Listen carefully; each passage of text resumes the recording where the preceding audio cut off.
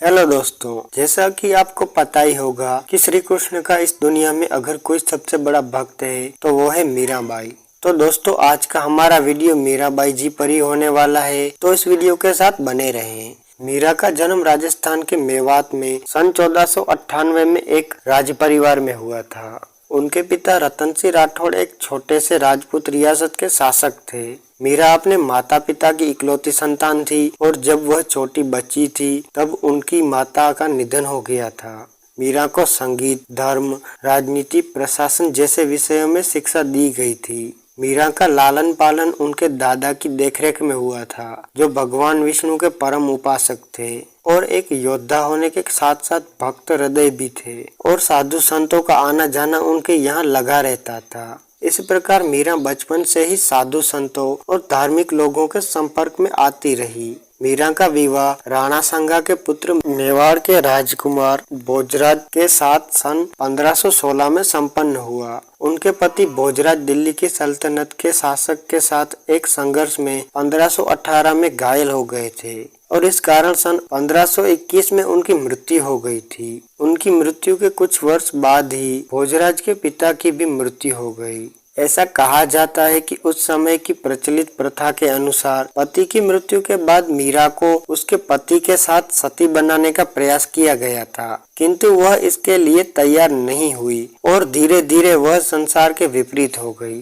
और साधु संतों की भक्ति में वह जुड़ गई। पति की मृत्यु के बाद मीरा भक्ति दिनों दिन बढ़ती गई। मीरा अक्सर मंदिरों में जाकर कृष्ण की मूर्ति के सामने नाचती रहती थी। मीराबाई की कृष्ण भक्ति और इस प्रकार नाचना गाना उनके पति के परिवार को अच्छा नहीं लगता था। इसकी वजह से कई बार उनको विष देकर मारने की कोशिश भी की गई, लेकिन अगर किसी के ऊपर श्री कृष्ण का हाथ हो तो वह कैसे मर सकता है। ऐसा माना जाता है कि सन 1533 के आसपास मीरा को राव भीमराव देव ने मेड़ता बुला लिया और मीरा के चित्तौड़ त्याग के बाद सन 1534 में गुजरात के बहादुर शाह ने चित्तौड़ पर कब्जा कर लिया। इस युद्ध में चित्तौड़ के शासक विक्रमादित्य मारे गए तथा सैकड़ों महिलाओं ने जौहर किया। इसके पश्चात सन 1538 में जोधपुर के शासक राम मालदेव ने मेड़ता पर अधिकार कर लिया, जिसके बाद वीरमदेव ने भागकर अजमेर में शरण ली और मीराबाई व्रज की तीर्थ यात्रा पर निकल पड़ी। सन 1539 में मीराबाई वृंदावन में रूप गोस्वामी से मिली।